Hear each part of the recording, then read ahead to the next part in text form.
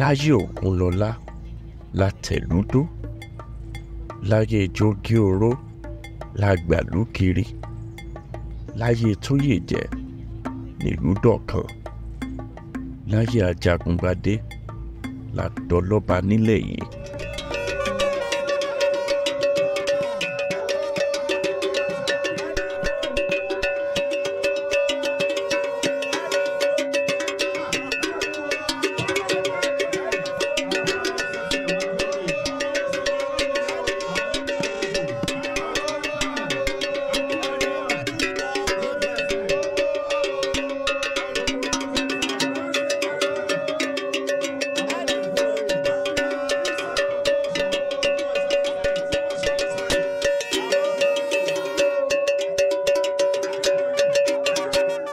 Ogbomoso, generally believed to have been founded in the early 1600s, was founded as a result of series of interplay of events with the first ruler, whose activities inspired the name by which the town is known today, being Soun Ogunlola Ogundiran, the founder of the 400-year-old Soun's dynasty. Bàbá wa Ogunlọlá Soun àkọ́kọ́, òun náà ló tẹ ìlú Ògbómọ̀ṣọ́ dé.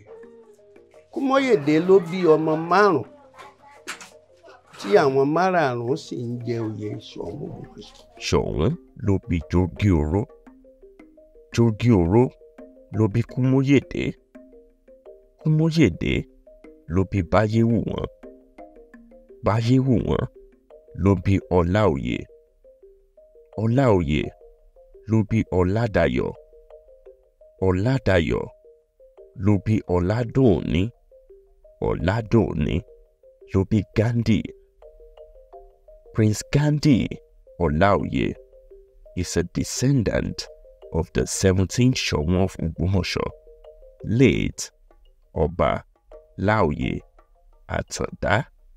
Òrumogẹgẹ from Bayewumi ruling house, who reigned reputedly from 1877 to 1901. Bàbá tí wọ́n ń pè ní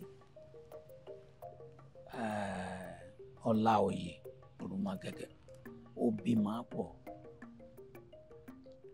Ẹ sì rí pélé wọn pọ̀. Bàbá Láwánì Ládùnní Laoye, àwọn náà du oyè ń gbà báwọn lẹ́tọ̀ọ́ sóyè, torí wípé ọmọ Láoye ń gbogbo wọn. Nígbà tí wọ́n sì jẹ́ ọmọ Láoye, ṣùgbọ́n nígbà tó ṣe pé màgbàmàgbà ni à ń tò wọ́n láti mú òkè lánìpẹ̀kun. Bàbá Láoyè bí ọmọ tó pọ̀. Nínú àwọn ọmọ tí bàbá Láoyè bí, nínú wọn ni bàbá mi Oyèkọ́lá nílé Àrẹ̀mọ,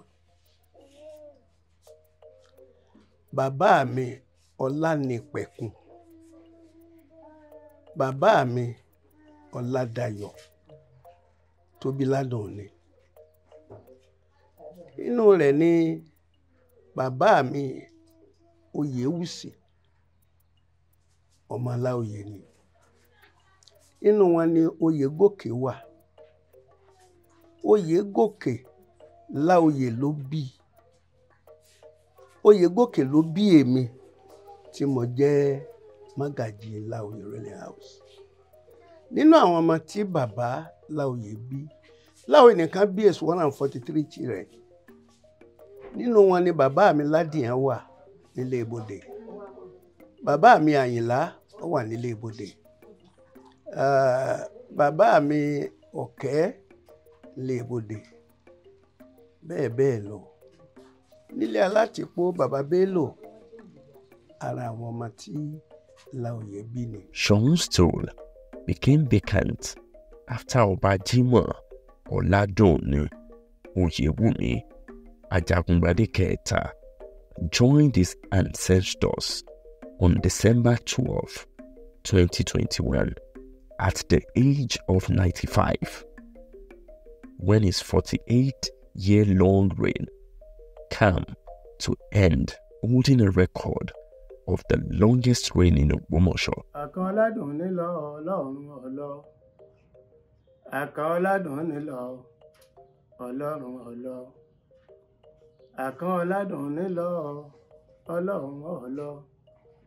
Ọkọ láròún kẹ lọ Ọlọ́run ọlọ àkàn ọkọ alájà dúdú lọ Ọlọ́run ọlọ àkàn ọkọ alájà pupa lọ Ọlọ́run ọlọ àkàn ọkọ ìyá Àjẹ̀bú lọ Ọlọ́run ọlọ àlákàn ó lọ Ọlọ́run ọlọ Ògbómọ̀ṣọ́ ẹkù dàrú bàbá wa àkàn ọládùn ní ọkọ ìyá Àjẹ̀bú àkàn ọ̀kàn èkú mọ́kànlá lọ́rùn àkàn lọ́mọ Oyèwùmí Àlàbí ọ̀kìn láti méjì ládẹjọ́ pópọ̀ ọ̀la ò ọmọ gbágun sẹ̀nìkara tí ń dẹ́rù bá kìnìún wọn ọ̀kọ́jọ́ lásán aláwùrà bí ọba ní dẹ́rù bá sẹ̀nìkara ó dún lò bí ọmọ àlejò àsálà bí sọmọ àlejò Ajagungbadé ló bí bàbá lọ́mọ ojú pààlàpà ọ̀dà àmúgùn ewúrẹ́ àsìkìsì kí yèrè ìjà gbágbá ẹ̀gí kì í tètè yé wọn kó tó yé wọn dọ̀jọ́ alẹ́ ìgbà tí ọba yóò ọmọ Fọlára ẹ̀mí àlàdúmọ̀ ọlọ́dà wúrọ̀ ọ̀la ọmọ gbágun ó ló kọ́ méje ó kọ́ méje làápè bàbá ẹni kó tó jẹ́ni púpọ̀ ọlá Olóògùndé mọ́rọ̀fóyè ọmọ tìbàdàn Àlàbí ọ̀kìn ládi méjì ládẹjọ́ púpọ̀ ọlá ọmọ gbágun ẹ̀rí kòkòrò bó ti gbádùn obì tó gbó Àlàbí ọ̀kìn lọ gbádùn obìnrin ọ̀mẹ́dẹ ń sọ̀kọ ọmọ rẹ̀ dẹ Àjíkòbí òmìjìgbò ń sọ̀kọ ọmọ rẹ̀ èjìgbò èmi ọ̀mọ̀gbèrà wọnú ọ̀pọ̀tọ́ èmọ̀gbàlàbí ọ̀kìn sọ̀kọ ọmọ aráàlú Ìlọrin àríbíàtì ìṣòjú ọ̀hún onídùúgbé ó dó lórí tá a mẹ́ẹ̀ta ète òun kàrí lẹ́rìn ẹ̀rù jẹ̀jẹ̀ ń bára àṣàlẹ̀ àfà gìrìgìrì ẹsẹ̀ ọmọ àti Ìbàdàn ọ̀jàrà àjẹrù forílẹ́gbẹ́ àfẹ̀gòjò oníjò mojú ẹ̀sẹ̀ ọ̀mẹ́lẹ́kúndé Àlàbí ọ̀kìn ní ọmọ káwọ́tì ọ̀fárà àjẹrù so àti lọ́ọ̀lá ọmọ gbàgùn ọmọ taníṣe ọmọ Ajagungbadé òǹdùgbé gbàngbóyè ìrẹ̀lẹ̀ bàbá òkè kójú ó torí kọ́rọ̀ odòṣà òṣà mọ́kàbá ibà àbáyẹ̀ Ajagungbadé jẹjẹjẹ nídòní àjìrẹ́ ẹ̀rín ọ̀kìnkìn ọ̀dàgbàlagbà sí àgbègbè ẹ̀rìn tó sáàgbègbè tó dẹ́ ẹ̀kọ́ ẹ̀rín bọ́bá ṣe gbọ́nà gba òkò mórí ẹ̀yìn bá a mú wúrà ọkọ̀ kọ̀jọ́lá pé ó ní bá lọ nílùú àmọ́mọ́ nǹkan tí ń lé ní lọ níjọ́ ọ̀bọ̀ kìnìún lọ nílùú làákùkù gbọ́ Ajagungbadé bàbá ta ní màájú àwọn lọ níjọ́ bàbá mi Àjàsá ọlọ́run ní sàlẹ̀ àfọ̀n ogún lénú ẹlẹ́sìn ọ̀tá lénú ẹlẹ́sẹ̀ òkè ọ̀rá làwọn sì yàn dé àárọ̀ ọ̀tọ̀ yẹn bọ́dẹ́ àfòsíta fà bàbà níjọ́ ọ̀bọ̀ kìnìún lọ nílùú làákùkù gbọ́ Ajagungbadé bàbá ta ní màájú àwọn lọ níjọ́ bàbá mi Àjàsá ọlọ́run ní sàlẹ̀ àfọ̀n ogún lénú aláró ọ̀tá lénú oníṣẹ̀kẹ̀rẹ̀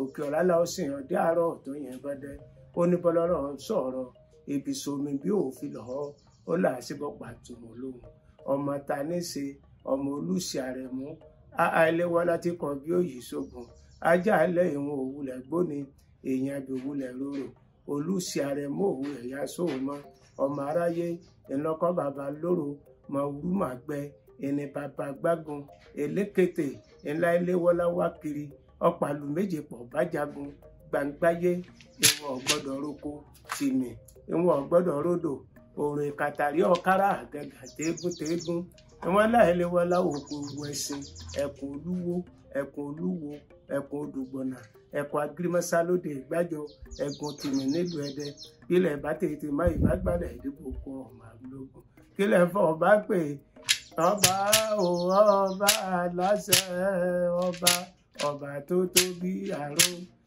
ọba ò ọba aláṣẹ ọba. káṣù wàá pe ìpàdé ìdílé pẹ̀lú sẹ́kítírì tí a mọ̀ gbogbo wọ́n jókòó wọ́n ṣèpàdé ìdílé tọ́kàn wọ́n á sọ fún wọn ẹ sì mọ̀ pé àwọn bàbá wa ń jọun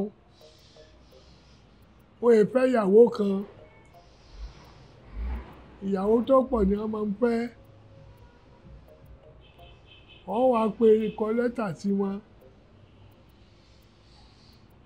Gbogbo àwọn ìyàwó bàbá tí ó bá joyè tí ó di baálẹ̀, wọ́n wá sọ fún gbogbo wọn kí wọ́n yọjú. Gbogbo wọn wá yọjú níjọ́ bí wọ́n ti ń ṣe, gbogbo wọn yọjú. Ṣùgbọ́n lákòókò yìí wọ́n pè wọ́n kọ lẹ́tà wá ni. Ṣùgbọ́n ọ̀rọ̀ lẹ́tà ò sí níjọ́ o. Gbogbo ẹni tó bá ti jẹ́ ọmọ baálẹ̀, tọ́jú ọmọ ìdílé baálẹ̀, kí wọ́n wá yọjú. Gbogbo wọn wá yọjú. Wọ́n wá kọ ọkọ wọn. Nígbà wọn bá kọ ọkọ wọn, wọ́n wá fún wọn ní àkókò. Àwọn tí ó fọ̀rọ̀ wá wọn lẹ́nu wò, tí wọ́n sọ̀tàn, secretary ó wà ńbẹ̀, council, chairman council náà wà ńbẹ̀, àwọn kókó council ó wà ńbẹ̀. Then àárín àgò, balógun,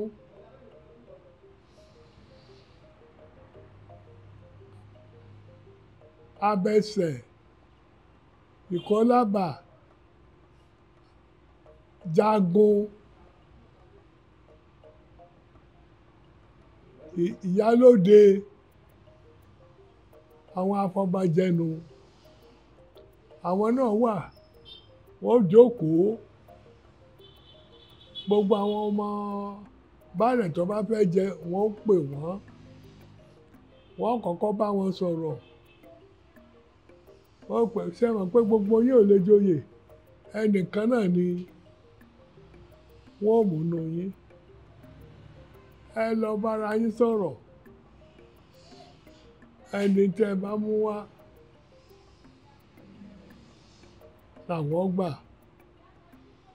Tí wọ́n bá gbà láàrin ara wọn, bí wọ́n gbà, wọ́n ṣèpàdé lẹ́ẹ̀kínní, ẹ̀ẹ̀kejì, ẹ̀ẹ̀kẹta. Kó tó di ẹ̀ẹ̀kejì ni wọ́n ti bẹ̀rẹ̀ sí, àwọn kan ti bẹ̀rẹ̀ sí fọwọ́ sẹ́yìn pé pẹ̀lú ìtàn, wọ́n ti bẹ̀rẹ̀ sí yọ wọ́n sẹ́yìn. Wọ́n bẹ̀rẹ̀ sí yọ wọ́n, wọ́n bẹ̀rẹ̀ sí yọ wọ́n títí wọ́n fi kú bíi mẹ́rin àbí márùn-ún. Wọ́n wá tó pé àwọn tí ó ṣẹ́kù pé àwọn afọbajẹ àti council wọ́n tó bá wọn sọ̀rọ̀. Ẹnìkan náà làwọn ò mú, kò sẹ́ni tí ò tọ́ sí, ṣùgbọ́n ẹ fílẹ̀ fúnra yín. From the next ruling house in Ogbomoso, Ọba Ghandi Olaoye was selected by the kingmakers as led by the Ariago of Ogbomoso, High Chief Shobalaje Otolorin, on March 22, 2022. Ẹni tí gómìnà bá mú gẹ́gẹ́ bí ọba tó bí, gómìnà á fi orúkọ yẹn ránṣẹ́ sí àwọn afọbajẹ pé ẹni tí mo ti mú rèé. Àwọn afọbajẹ á sọ fún ìdílé pé tó àti mú lágbájá o, òní ọ̀jọ̀ba yín o, á fi sí oróyè níjọba ẹ̀. On September 2, 2023, the appointment of Prince Ghandi Olaoye was heard, and on Friday, September 8, he entered the palace to begin the traditional rite for his installment as the next Soun of Ogbomoso, which includes standing and praying in front of the monument of each of the past Soun of Ogbomoso, after which he then proceeded into seclusion to commence traditional rites attached to the throne. Ìdílé mi ni ìdílé tí ó fi àpèrè lẹ̀ tí Ọba Ghandi Afọlábí Olaoye Òrumogẹgẹ III tó fi gbà á. Ìdílé mi ni ìdílé Gbágun tí Ọba Jimoh Ọládùnní Oyèwùmí Ajagungbadé III tí ó ti kúrò. À ń tèmi mọ̀ tí mo tó sojú mi tí mo mọ̀ ń pa rẹ̀ gangan ni bàbá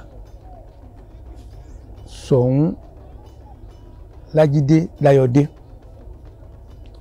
Nígbà wà ń kékeré bàbá Látúnjí joyè ṣùgbọ́n kò sojú mi dáadáa. Ṣùgbọ́n èyí tí mo mọ̀ sí dáadáa ni sí Soun Lájídé Láyọ̀dé.